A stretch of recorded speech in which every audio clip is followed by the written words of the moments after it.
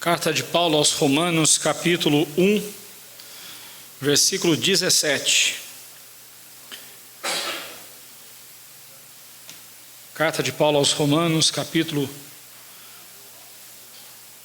1, versículo 17.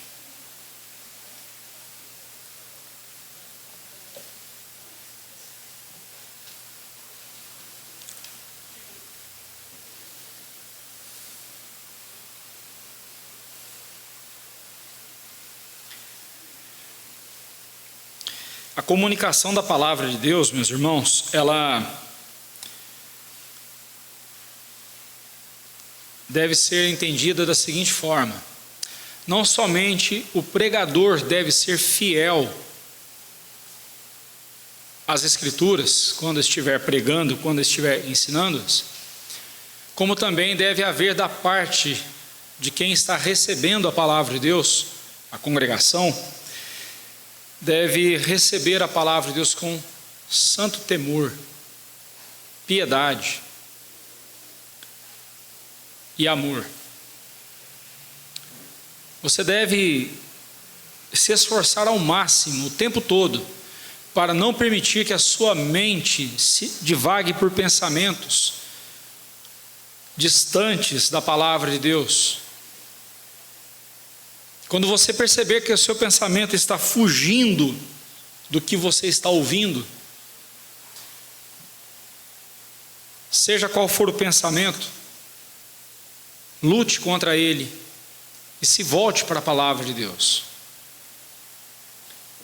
Peça a Deus nesse instante que fale ao seu coração, não só trazendo novas informações para você,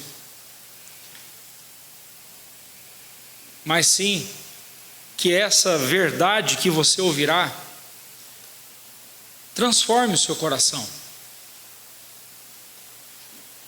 A maneira correta de ouvirmos a palavra de Deus é tendo um coração humilde na presença dele, dizendo: Senhor, tem muita coisa na minha vida que precisa ser transformada, e a única coisa que pode transformar minha vida é o teu evangelho. Como diz o texto, é o poder do Senhor para a minha salvação. E salvação não implica apenas em nos resgatar de um lugar para outro. Salvação também implica em transformação do nosso coração. Só o Evangelho de Deus pode fazer isso, e você agora está diante do Evangelho de Cristo. Peça a Deus nesse instante que fale ao seu coração. Peça a Deus que dê a você o entendimento da palavra dele. E assim, quando você obtiver o entendimento da palavra do Senhor, que o seu coração quede-se na presença dele humilde, mas também se levante na presença do Senhor e saia anunciando este evangelho e falando, compartilhando com outras pessoas o que você vai ouvir aqui hoje. Feche seus olhos nesse instante. Peça ao Senhor: Senhor, esmague o meu coração. Esmague o meu coração nesse instante com a tua palavra. Fira-me com a tua palavra. Faça a ferida no meu coração para depois sará-la. Peça a Deus que quebrante o seu coração. Peça a Deus que lhe faça sair daqui hoje sentindo dores na sua alma, incomodado com o seu pecado e desejoso de ser transformado por Deus, clamando a misericórdia dele para transformar a sua vida, para que você viva de acordo com a vontade de Deus e honre a Deus neste mundo. Ore ao Senhor nesse instante. Ouça, ó Deus, o clamor do teu povo aqui. Ouça a oração dos teus filhos, Pai. Nós somos tão miseráveis, ó Deus, tão deploráveis em nosso coração, que não temos força, ó Deus, sequer para levantar a nossa voz a Ti em oração, de forma agradável ao Senhor. Por isso nós precisamos totalmente do que Cristo fez por nós na cruz do Calvário. Precisamos totalmente do Teu Santo Espírito, enchendo-nos de poder, de vida, de fé e de forças para honrar o Senhor. Assim, ó Deus, como o Senhor sempre tem agido ao longo da história, fira o nosso coração, machuque-nos, ó Deus, em nossa alma, faça-nos, ó Deus, constrangidos e compungidos na Tua presença. E quando a Tua palavra agora for exposta, essas feridas sejam fechadas, saradas pelo bálsamo da Tua palavra. E assim a Tua igreja saia daqui, ó Deus, fortalecida na palavra do Senhor e seja bênção por onde quer que andarmos. Pedimos em nome de Jesus. Amém. Pois não me envergonho do Evangelho, porque é o poder de Deus para a salvação de todo aquele que crê, primeiro do judeu e também do grego, visto que a justiça de Deus se revela no Evangelho de fé em fé, como está escrito, o justo viverá por fé. Focando mais agora no versículo 17, uma vez que semana passada nós vimos o versículo 16, e nesse trecho, nesses dois versículos, Paulo apresentando o assunto geral da carta aos Romanos, a justificação pela fé, e eu expliquei para você que justificação significa perdão. Então nesses dois versículos temos Paulo tratando sobre o perdão de Deus aos homens. Esse é o tema da nossa mensagem, o perdão de Deus aos homens. Vimos a primeira pergunta que eu fiz semana passada e que obtivemos a resposta no texto, no versículo 16, onde essa verdade, a verdade do Evangelho, do perdão de Deus, pode ser encontrada? Somente no Evangelho, que é o poder de Deus para a salvação. Você não encontra a mensagem do perdão de Deus em outros lugares. O único lugar onde você pode encontrar e vai encontrar a mensagem do perdão de Deus para a sua vida é no Evangelho. Ah, pastor, mas eu li um livro que fala sobre o perdão de Deus e não era a Bíblia. Obviamente, se esse livro falou de acordo com a Bíblia, então ele falou do Evangelho. Então é no Evangelho que ele buscou a informação. É nesse sentido que eu digo que o perdão de Deus só pode ser conhecido, entendido, estudado, recebido por meio do Evangelho. E a segunda pergunta, que tem a resposta no versículo 17, a segunda pergunta é: como essa verdade é apropriada? Como é que eu posso me apropriar, tomar posse dessa verdade para a minha vida, tomar posse do Evangelho, ou da bênção do Evangelho, do perdão de Deus? Como é que eu posso me apropriar do perdão de Deus? O versículo 17 nos traz a resposta: visto que a justiça de Deus se revela no Evangelho, de fé em fé, como está escrito, o justo viverá por fé. A mesma pergunta que o carcereiro de Filipos fez para Paulo, este que escreveu a carta aos Romanos, a mesma pergunta que o carcereiro de Filipos fez para Paulo: o que eu devo fazer para ser salvo? Essa é a pergunta que todo pecador precisa fazer se quiser ser salvo. O que eu preciso fazer para ser salvo? Obviamente aqui não está se falando de salvação pelas obras, mas a pergunta que o carcereiro fez era a pergunta de alguém que não conhecia nada do Evangelho. Então para ele a salvação era pelas obras, ele precisava fazer alguma coisa para ser salvo. E Paulo responde: crê no Senhor Jesus e serás salvo tu e tua casa. Atos 16, 30 e 31.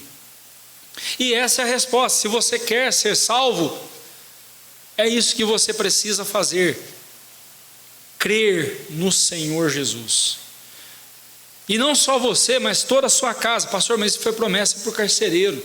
Não, meus irmãos, essa é a promessa para os eleitos de Deus, porque Deus tem um pacto, tem uma aliança, com famílias. Se você foi recebido na fé, se você foi recebido na família de Deus, creu em Cristo Jesus e recebeu a Cristo como Salvador, prepare-se para ver outros de sua casa também serem alcançados.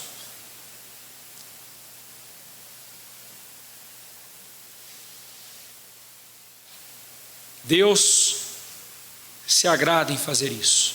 Crê no Senhor Jesus e será salvo tu e a tua casa. Mas o ponto aqui é crer. Para alguém apropriar-se da salvação e de todas as bênçãos nela contida, especialmente o perdão de Deus, a justificação, o meio, o instrumento é a fé. Então, como eu posso me apropriar do perdão de Deus? Crendo nele, tendo fé na palavra de Deus. Como o homem pode saber da verdade que lhe pode salvar da condenação eterna? Como é que eu posso saber dessa verdade? Como é que eu posso conhecer essa verdade de que eu posso ser salvo da condenação eterna? A resposta está no Evangelho, que além de ser o poder de Deus para a salvação de todo o que crê, também é um meio pelo qual Deus revela a sua justiça. Diz o verso 17: visto que a justiça de Deus se revela no Evangelho. William Hendrickson, comentando essa parte do versículo, ele diz: eis o porquê o Evangelho é o poder de Deus para a salvação. É que ele é a expressão da justiça de Deus, a justiça que vem de Deus e que é dada por Deus. Entenda, meu irmão, que o pecado exige a justiça de Deus. E a justiça de Deus se revela de duas formas sobre a humanidade. Sobre a parte da humanidade que não é povo de Deus, que não é eleita por Deus, a justiça de Deus se revela punitivamente. Deus vai retribuir a maldade dos homens, o pecado dos homens, e o nome disso é inferno. Serão lançados no inferno. Mas sobre a vida dos eleitos de Deus, a justiça de Deus também exige condenação, exige morte, exige sim punição. Só que tudo isso que deveria cair sobre os nossos ombros, caiu sobre os ombros de Jesus, e ele morreu na cruz por isso, e nos revestiu com a justiça dele. Pense na justiça de Cristo como uma roupa, e Cristo então nos dá essa roupa com a qual nos revestimos, e estamos vestidos com a justiça de Cristo, e assim podemos nos aproximar de Deus, e assim podemos adorar a Deus, e assim podemos servir ao Senhor, e sermos aceitos na presença dEle. A bem da verdade, não fui eu que aceitei Jesus, foi Deus que me aceitou através de Jesus. Deus olha para mim e vê a justiça de Jesus, vê o sangue de Jesus sobre mim, e então Ele diz: vinde bendito do meu reino. É o sangue do meu filho que está sobre você, e eu não vou menosprezar o sangue do meu filho. Isso é a justiça. Essa é a justiça de Deus que se revela no Evangelho.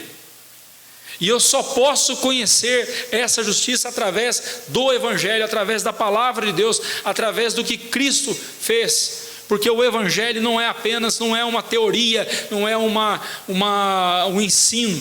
O Evangelho é o próprio Senhor Jesus. O Evangelho é Jesus.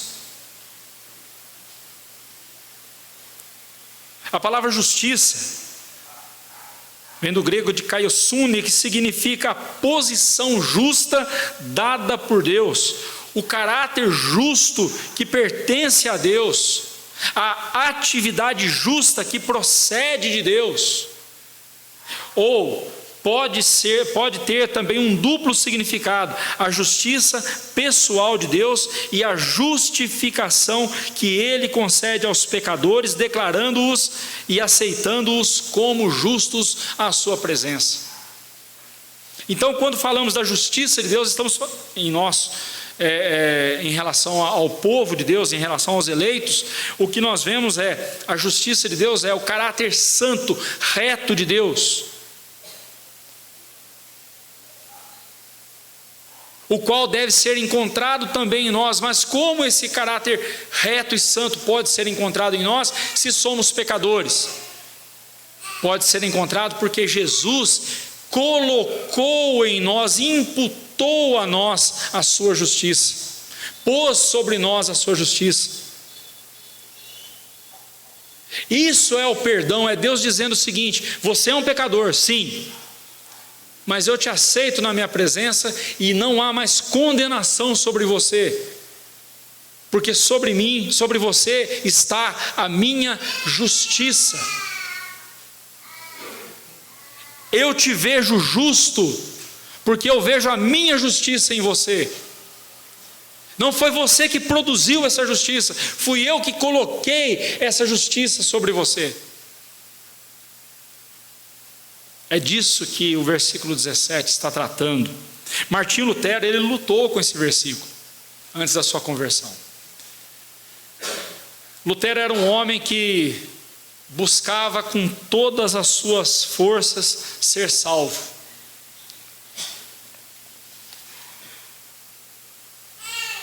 Ele era um monge agostiniano, dentro ali do monastério. Ele deixava o seu abade superior nervoso, porque todos os dias Martinho Lutero chegava: abade, o que eu tenho que fazer? Eu preciso do perdão de Deus, eu não me sinto amado por Deus, eu não me sinto perdoado por Deus, o que eu faço? Aí ele vai lá, reze tantas Ave Marias, tantos Padre Nossos e pronto. Aí Lutero ia, rezava, voltava, está do mesmo jeito, essa aflição continua. E assim foram anos. E o abade superior, sem saber, estava colocando, eu vou dizer aquilo que foi a dinamite, foi uma bomba para a igreja de Roma, que implodiu a igreja de dentro, por dentro. Implodir tem que ser por dentro mesmo, né? Ele colocou nas mãos de Lutero a Bíblia e disse assim: Lutero, está aqui, leia. Se você não encontrar aqui na Bíblia,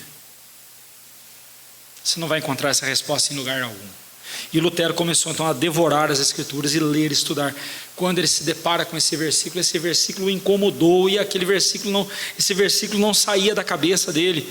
O justo viverá por fé, o justo viverá por fé. E isso o incomodou. E um dia, subindo as escadarias,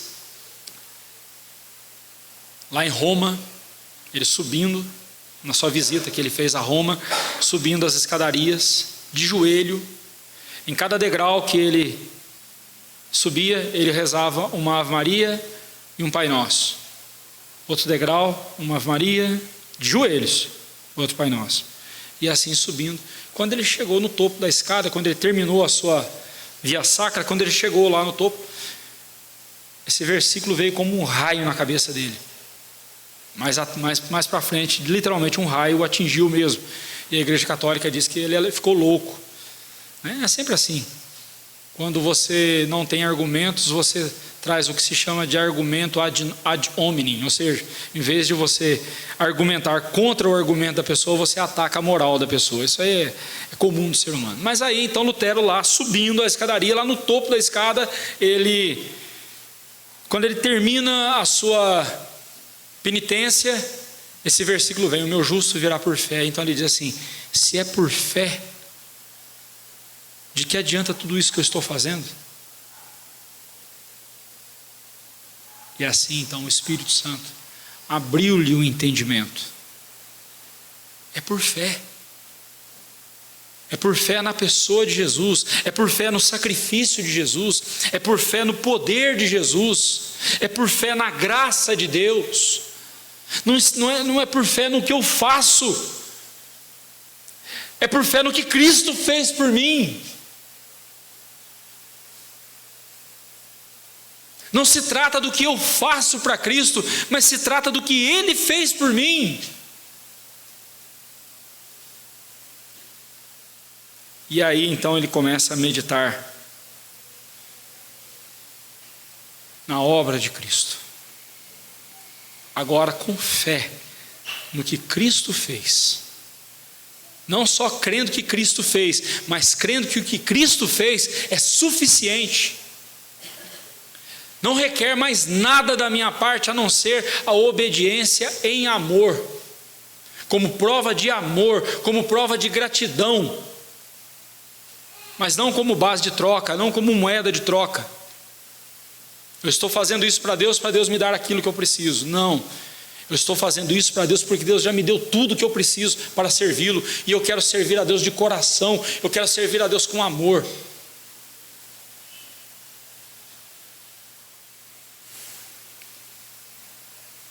Esse versículo vem nos falar da justiça de Deus gratuitamente imputada ao pecador. Sim, meus irmãos, para nós foi de graça.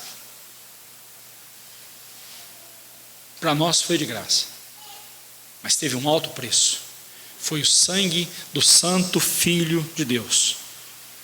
Foi por um ato da soberana e livre vontade de Deus, com base na expiação vicária, ou seja, substitutiva. Vicária significa isso.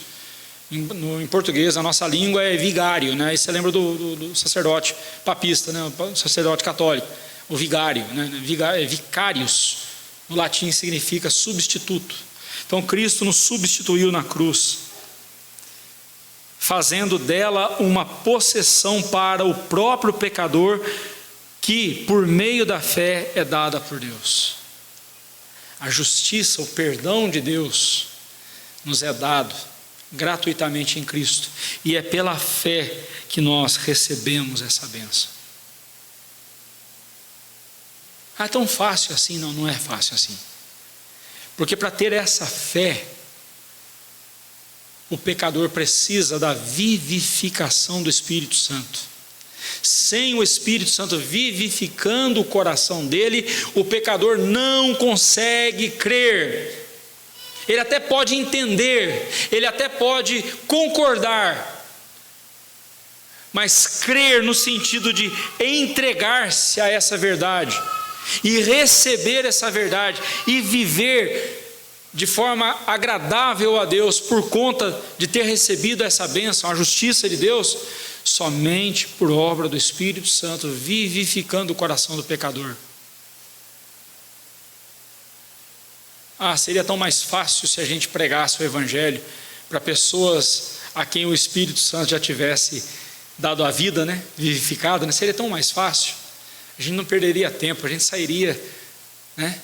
Direto, não, eu não vou perder tempo com você não, aquele ali é um vivificado, eu vou pregar o Evangelho para ele, porque aí ele vivificado agora pelo Espírito Santo, ele vai crer e vai responder e vai se tornar um crente verdadeiro. Ok.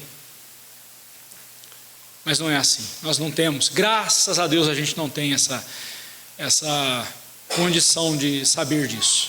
Por isso que nós temos que pregar o Evangelho a todo mundo, pregar o Evangelho a todas as pessoas, e dentre todos a quem estamos pregando o Evangelho, pode haver algum eleito de Deus, pode haver algum que o Espírito Santo esteja vivificando e capacitando para crer.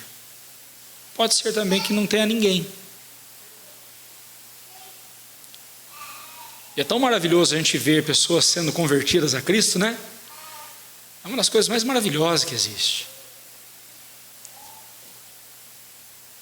Quando eu comecei o meu ministério lá há 30 anos atrás, creio que o reverendo Eli foi do mesmo jeito. Novinho ali, a gente pensando em pregar o Evangelho. Eu quero ver a igreja cheia, eu quero ser pastor de uma igreja de milhares de membros, pessoas se convertendo, quero pregar o Evangelho em todo lugar, ver pessoas se convertendo e tal. E aí a gente saía, pregava o Evangelho e fazia e tal, e não via uma viva alma se convertendo. Chegava em casa desanimado, triste, o que eu fiz de errado? Eu preguei certinho, eu preguei direitinho a palavra de Deus, fiz tudo certinho, por que não houve conversão? Porque Deus não quis, irmãos.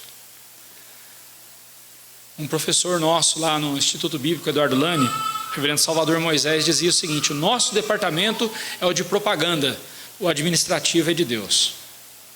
Nosso departamento é propagar, é pregar o Evangelho, espalhar a notícia. Deus é quem vai administrar quem vai ser, quem não será ou quem não vai ser salvo. É Deus é que sabe.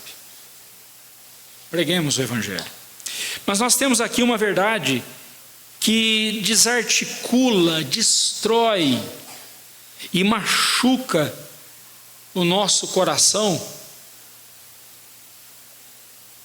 que se agarra à ideia de boas obras. O Evangelho, quando ele é devidamente pregado, ele ofende o pecador. O verdadeiro Evangelho, ele ofende o pecador, sabe por quê? Porque o pecador tem essa ideia de que ele pode fazer alguma coisa para ser salvo, e que afinal de contas ele não é tão ruim assim. Não, eu não sou igual aquele assassino, eu não sou igual aquele maníaco, eu não sou igual aquele corrupto, aquele político corrupto. Tá, eu tenho lá meus pecados, sim, mas peraí, eu sou um cidadão de bem, eu faço boas obras.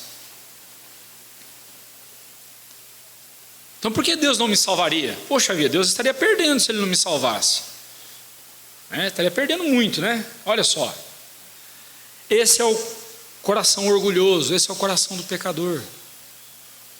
Por isso que o Evangelho, ele esmaga, ele destrói, ele desarticula qualquer sentimento de boas obras, partindo daquele sentimento de bondade interior. Não, eu sou uma boa pessoa. Esse sentimento que faz com que o homem pense que ele seja capaz de fazer obras, boas obras, desde que se esforce para isso. Basta você se esforçar, você consegue. Não, o Evangelho vem machucar o nosso coração. O Evangelho destrói, isso é uma heresia, tá?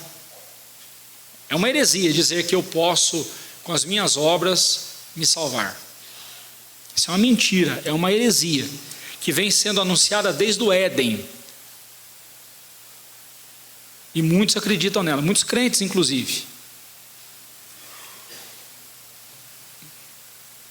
Ah, mas se fulano não merecer a salvação, ninguém merece. Eu já ouvi isso da boca de crentes, irmãos. O quê? Quem merece a salvação? Quem de nós merece ser salvo?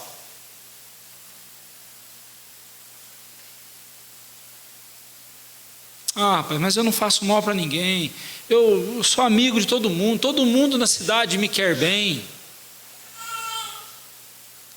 Eu não faço mal para ninguém, não, eu não preciso da igreja, eu não preciso fazer do jeito que você está falando. Não sou eu que estou falando, quem está falando é Jesus. E perceba que nesse tom humilde, nessa fala humilde, ela vem carregada de orgulho. Eu não preciso do que Jesus fez por mim, eu dou conta de me salvar, eu não preciso de Jesus, eu não preciso do que Cristo fez por mim. Aliás, ele nem precisa se preocupar comigo, tem tanta gente pior do que eu para ele se preocupar, né? Eu sou uma boa pessoa. Isso é orgulho, tá? O homem é totalmente incapaz de fazer boas obras, mesmo porque, segundo a palavra de Deus, boas obras são obras que somente os salvos, somente os regenerados podem fazer. E a prova disso está lá em Efésios 2:10. Pois somos feitura dele, criados em Cristo Jesus, para as boas obras, as quais Deus preparou de antemão para que andássemos nelas. As boas obras foram preparadas por Deus para que os crentes andem, que os crentes pratiquem essas obras. Então, boas obras não significa você ajudar a velhinha a atravessar a rua. Isso aí é gentileza, faça isso. Boas obras não significa você dar comida para o faminto. Faça isso. É algo bom de ser feito, é algo que você deve fazer. Primeiro, porque fazer o bem, meus irmãos, não se trata de algo especial. Fazer o bem é o dever de todo ser humano. Jesus diz que se eu fizer tudo que Deus me mandar fazer, no final eu sou o quê? Servo inútil, porque você só fez aquilo que lhe foi mandado. Em suma, se nós fizermos o que é certo, não estamos fazendo nada mais do que a nossa obrigação, porque foi para isso que Deus nos criou. Mas acontece que as boas obras são obras de justiça, obras que nos garantem diante de Deus, obras com as quais eu posso chegar diante de Deus e não temer ser punido por Ele. As únicas obras capazes disso são as obras que Jesus realizou. As boas obras para as quais de antemão foram preparadas para que nós andássemos nelas, são as obras que Cristo fez. Não se trata de obras nossas, mas se tratam das obras de Cristo. Fomos criados nele. Somos feitura dele, criados em Cristo Jesus para as boas obras, as obras de Cristo, a justiça de Cristo. Logo, aquele que recebe, que crê em Cristo, recebe essa justiça e está qualificado e preparado para fazer boas obras. É por isso que afirmamos categoricamente que boas obras é coisa só para quem é salvo. As obras que nos garantem diante de Deus, essas são as boas obras. E essas obras somente quem foi salvo por Cristo pode fazê-las. Quando um crente faz uma boa obra, é a justiça de Deus em sua vida que é exaltada. As boas obras na sua vida devem apontar para Deus. Lembra que Jesus falou? Brilha assim a vossa luz diante dos homens. Para quê? Para que vejam as vossas boas obras e aplaudam vocês. Foi isso? Não.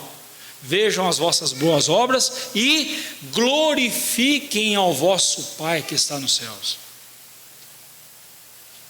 Se alguma obra que eu realizar está apontando para mim e não para Deus, então não é boa obra. É obra de vaidade, é obra de orgulho. Por mais boazinha que ela seja, por mais conveniente que ela seja. O ímpio, quando faz uma obra, entre aspas, boa, uma obra de caridade, os holofotes estão sobre ele, não estão sobre Cristo. Ele não aponta para Cristo, ele aponta para si.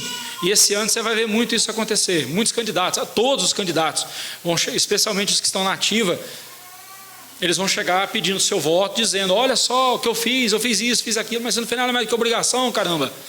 Você foi eleito para isso, você tinha recursos para isso. Era o seu dever ter feito isso. Mas ele vai usar isso para ganhar o seu voto. Eles usarão isso para ganhar o seu voto. Os holofotes estão sobre eles. Agora preste atenção, as suas obras, meu irmão, estão trazendo os holofotes para você ou estão apontando para Deus? Se você está sendo reconhecido, aplaudido, em vez de Cristo, e se você, ao ser reconhecido pelas pessoas, não dá a glória a Cristo Jesus, então o que você está fazendo não é boa obra. É obra de vaidade. Qualquer coisa que nós fizermos tem de ser para a glória de Deus. E Deus tem que ser glorificado, não eu, não você. A justiça de Deus é nos outorgada, o mesmo que imputada, imputada em nossa conta, gratuitamente por Deus, pelo poder do Espírito Santo, quando aceitamos e nos apropriamos do que Cristo fez por nós na cruz, com todos os seus benefícios. E aí, Paulo continua dizendo: de fé em fé. Essa expressão aí no versículo 17, de fé em fé.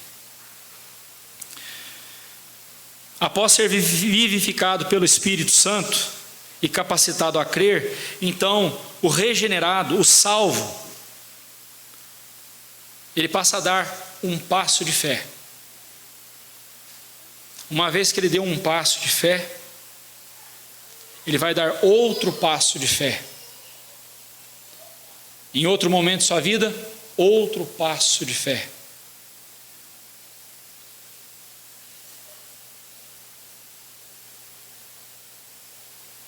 O nome disso é caminhada de fé. A caminhada é uma sequência de passos. Muitos crentes começam a caminhada, dão um passo, 2, 3, 4. Logo se cansam.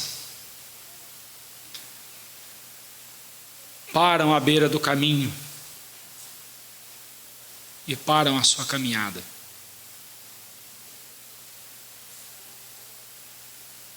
Às vezes bate um cansaço mesmo. Às vezes não, muitas vezes bate um cansaço mesmo. E é importante às vezes dar uma reduzida na marcha. Tomar um fôlego. Mas não podemos ficar parados. Às vezes o problema não é passar pelo deserto. O problema não é enfrentar um deserto na nossa vida. O problema é a gente parar no deserto e fazer uma casa ali. Esse é o problema. Desertos na vida nós teremos o tempo todo, mas nós temos que continuar marchando, mesmo que o vento jogue areia no nosso olho e a gente caminhe contra a tempestade, o sol escaldante. Continuemos firmes na caminhada, de fé em fé, sem desanimar. De fé em fé, como está escrito. Em Filipenses 3, 8 e 9, o apóstolo Paulo diz assim: sim, deveras, considero tudo como perda por causa da sublimidade do conhecimento de Jesus Cristo, meu Senhor, por amor do qual perdi todas as coisas e as considero como refúgio para ganhar a Cristo e ser achado nele, não tendo justiça própria que procede de lei, senão a que é mediante a fé em Cristo, a justiça que procede de Deus, baseada na fé. Um pouco antes Paulo fala, o meu currículo é o seguinte, Paulo fala, eu era fariseu de fariseus, quanto à lei eu era perseguidor da igreja, sou da tribo de Benjamim, eu tenho um pedigree, eu tenho um currículo maravilhoso. Quando eu conheci Jesus, eu considerei isso tudo como refúgio. Aqui traduzido para uma palavra um pouco mais bonitinha, mas a palavra no grego aqui, a palavra esquibalon, significa fezes, significa esterco, estrume. E Paulo diz assim, olha, eu considerei tudo isso como esterco, como estrume. Quando eu conheci Jesus, não, eu vendi, entre aspas, como fez o homem da parábola das pérolas, né? O negociante de pérolas, eu vendi todas as minhas pérolas e fui comprei a pérola de grande valor, e adquiri a pérola de grande valor. Eu abri mão de tudo que para mim era importante e fiquei com Jesus, porque só Jesus para mim é importante. E enquanto em nossa vida não chegamos a esse ponto, enquanto não chegamos a esse ponto de desespero em nossa vida, a esse ponto de olhar para tudo que temos, tudo que somos, tudo aquilo em que confiamos, e não consideramos isso como algo sem valor diante do que Cristo nos oferece, nós não damos um passo de fé para a salvação, e nós não experimentamos as bênçãos que Deus tem para nós em Cristo Jesus. Pastor, mas eu fui criado numa tradição e eu tenho essa tradição, ela é muito importante.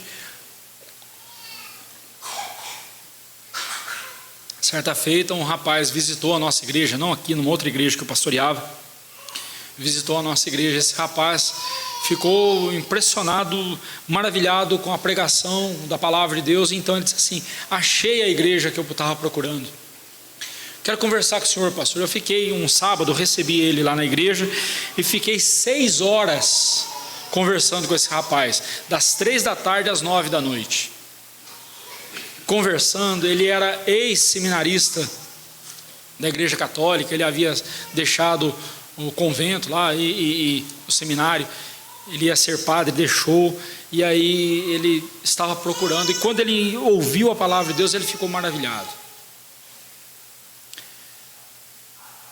Aí, quando encerramos a conversa, estávamos saindo, eu fechando os portões da igreja para sair, Ele virou, eu já estava convencido de que o rapaz ficaria conosco ali e seria um novo membro da nossa igreja, convertido a Cristo Jesus. E aí, quando eu estava fechando o portão, ele falou assim: pastor, só mais uma pergunta. Eu falei: é aqui que tudo vai desandar. Pensei, é aqui que vai desandar a maionese. E dito e feito. Aí ele virou para mim e falou assim: pastor, o senhor sabe,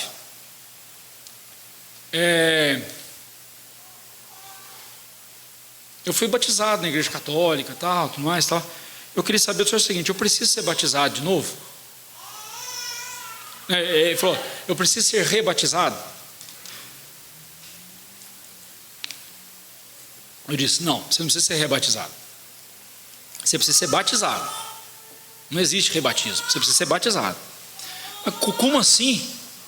Mas até a forma do batismo seu é parecido com o nosso. Vocês batizam até bebezinho, igual a gente. Eu disse: não, você não entendeu nada, não tem nada a ver com o que vocês fazem. Não é porque a forma é parecida que quer dizer que a gente faz a mesma coisa, não é não. Mas você vai ser batizado. Aí ele falou: como? Por quê? Aí eu expliquei, aí fiquei mais um tempo ali explicando para ele e tal. Aí ele virou e falou assim: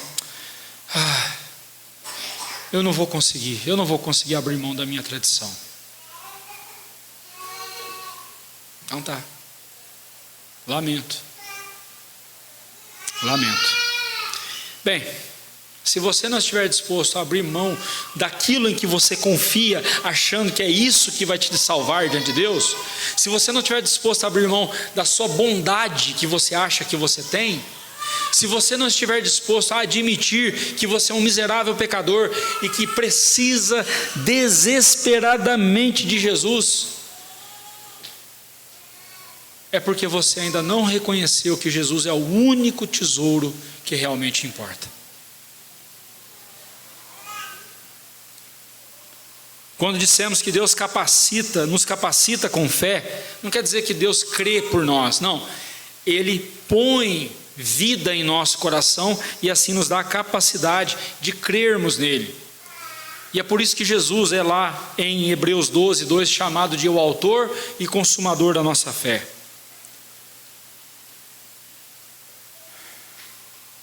Quando Paulo cita Romanos 1,17, ele vai buscar essa citação do Antigo Testamento, do profeta Abacuque. E o profeta Abacuque, no seu livro, Abacuque capítulo 2, versículo 4, ele diz: eis o soberbo, Deus falando, né? Deus falando através de Abacuque: eis o soberbo, olhem aí o soberbo. A sua alma, a alma dele não é reta nele, ou seja, não é justa. Ele não tem justiça, o soberbo não tem justiça dentro de si. E quem é o soberbo? O soberbo não é só aquele que vem com o nariz empinado dizendo assim: eu sou muito melhor do que você, eu consigo fazer coisas que você não consegue. Soberbo, esse é o idiota, soberbo idiota, arrogante. A soberba, ela vem mascarada de humildade. Quando a pessoa vem com aquela cara assim de mendigo dizendo: não, mas eu não faço mal para uma mosca, eu vivo bem, eu não provoco mal a ninguém, não faço mal para ninguém, eu estou bem no meu canto, eu não preciso mudar nada na minha vida. Essa é a principal soberba que está presente na maioria dos pecadores, se não em todos.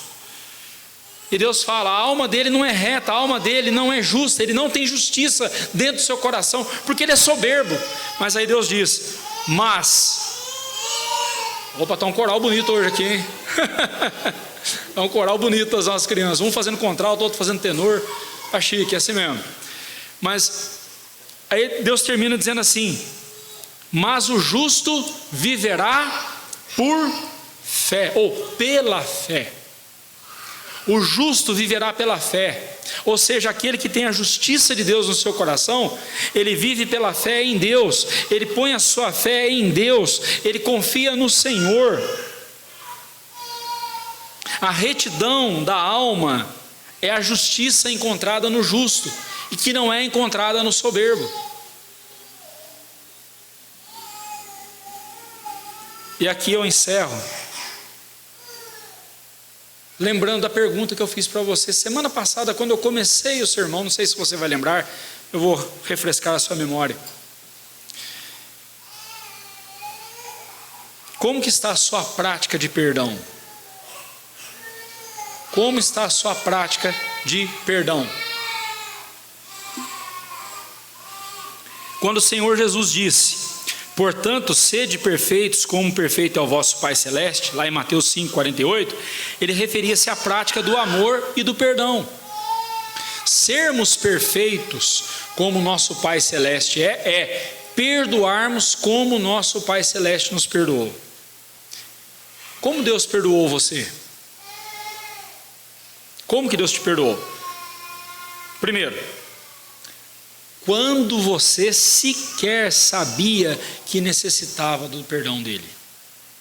Quando você foi alcançado pela graça de Deus, você sequer sabia que precisava da graça de Deus. Foi o Espírito Santo que abriu os teus olhos e fez você ver quão miserável você é e quanto você precisava da graça de Deus.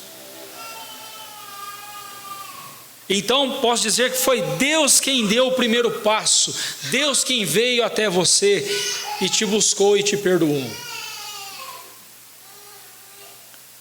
E Deus perdoou você incondicionalmente. Isso quer dizer que Ele não ficou exigindo que você primeiro pedisse perdão a Ele para te perdoar. Deus não ficou lá no céu de braços cruzados dizendo assim: se o Wisler vier pedir perdão para mim, eu perdoo ele. Mas como que o Wisler conseguiria pedir perdão a Deus se ele nem sequer sabia que ele precisava de Deus? Então Deus foi ao encontro do homem e lhe deu vida, abriu seus olhos para ver que ele precisava do perdão de Deus. Foi incondicional. Deus não pôs condições. Deus também perdoou completamente. Completamente. Ele não ficou reservando alguma condenação. Eu perdoo, te perdoo, mas isso aqui vai ficar anotado para depois. Não, nenhuma condenação há sobre os que estão em Cristo Jesus. Nós veremos isso mais daqui a uns 5, 6 anos. Ao perdoar você, Ele estabeleceu um relacionamento eterno com você. Uma aliança eterna, que não vai ser destruída por nada. Agora, se você e eu devemos perdoar como Deus nos perdoou, então isso significa que nós devemos perdoar a quem nos ofendeu, mesmo que a pessoa não tenha percebido que nos ofendeu. A Michele deu uma pisada no meu calo, mas ela nem percebeu, tadinha, ela está com a cabeça no Timóteo agora, né? Aguenta a mão, Paulo, agora é a vez do Timóteo. Mas não fica muito tempo no Timóteo não, porque é nele que você tem que pensar, ele é seu esposo. O Timóteo um dia vai embora. É no esposo que você tem que pensar, e o esposo na esposa, é assim. Mas a Michele pisou no meu calo e me ofendeu, mas ela nem percebeu.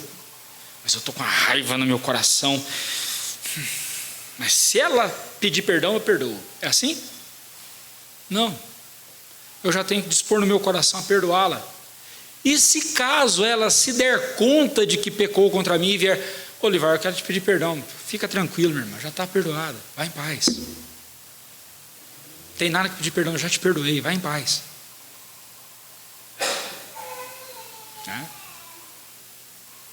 Ou pode ser que eu tenha que fazer aquilo que, pode ser não, eu devo fazer aquilo que Mateus 18 me manda fazer. Se ela errou contra mim, eu vou chegar para ela e dizer: irmã, aquele dia você fez isso, assim, assim, assado, tal. Mas eu só quero que você saiba de uma coisa: eu já te perdoei, tá? Fique em paz.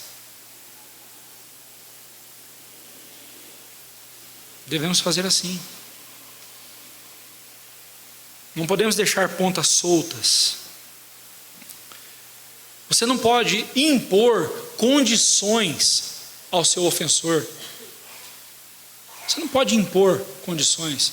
Se ele fizer tal coisa, eu perdoo. Se ela disser tal coisa, eu perdoo.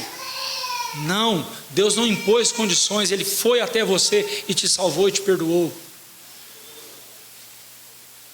Não fique pondo condições. Você não tem direito disso. Você não tem direito a isso. Você não tem moral para isso. Você tem a ordem de Cristo: perdoe como o Pai te perdoou. E o seu perdão deve ser completo, não pode deixar pontas soltas. Assim como foi o perdão de Deus completo na sua vida, você tem que perdoar completamente a pessoa. E isso inclui, inclusive, a restauração do relacionamento. Não existe esse negócio de dizer: ó, eu te perdoo, tá, mas fica no teu canto, eu fico no meu e tchau. Então não houve perdão coisa nenhuma.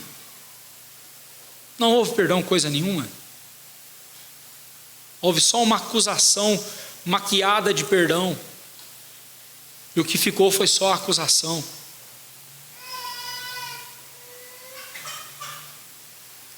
E por fim, você deve empenhar-se em restabelecer o relacionamento com a pessoa. Se for um crente, maravilha, a comunhão foi restaurada. Se for um incrédulo, é uma oportunidade de você evangelizar essa pessoa. Você está pregando e mostrando para a pessoa o que é o evangelho na prática. Ao nos perdoar, Deus revestiu-nos com a justiça de Jesus e fez-nos tão aceitáveis em sua presença quanto Jesus, para que não olhássemos para as nossas obras como moeda de troca, mas olhássemos para o nosso coração e compreendêssemos que, se não fosse a misericórdia de Deus, estaríamos perdidos. Isso é a justiça de Deus. A justiça de Cristo imputada a nós nos capacita a viver corretamente em justiça. Justiça é isso, é viver de forma correta diante de Deus, não por nossas obras e capacidade, mas porque estamos em Cristo. Que Deus assim nos abençoe, irmãos, e que pratiquemos o perdão que Deus deu a nós, também devemos dar às pessoas. Que Deus assim nos abençoe. Amém. Coloquemos em